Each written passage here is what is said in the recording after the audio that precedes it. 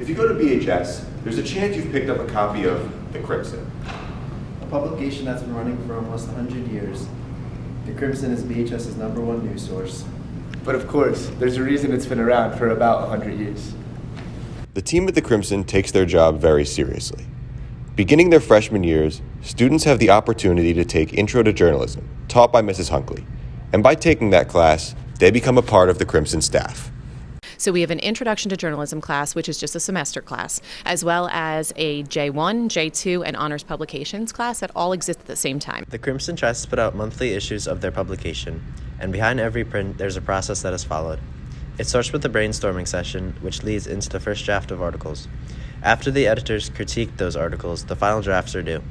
Once those are done, the editors can get started on layout. A draft of the layout is due to Miss Hunkley, and after revising it and making edits, a final draft is due. Once that is done, it is sent to print by the editors-in-chief. And, as with any process, there's a group of people to uphold it. In this case, it's the staff. My responsibility is checking over all the layouts and making sure they're good enough to send to print. Following the editors-in-chief, there's a full staff of editors and writers that help the Crimson cover a variety of subjects, including news, sports, entertainment, as well as publishing student opinions and spotlights on figures around the school. But of course, with such a large staff, not everything is going to be perfect. National Trainers Month, not because the trainer asked us to cover it. I think the biggest part of being an editor is managing your team and making sure everyone's doing their jobs correctly. So I think that would be the biggest challenge.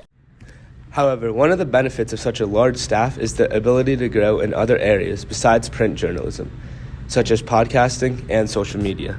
I think it helps remind everybody that we have the newspaper here, and it's another way to showcase all the work that we have and also get our stories out there. The Crimson has gone through many different writers, stories, and layouts, but the one thing that remains consistent is the hard work put in by the staff, and that is what makes the Crimson go round.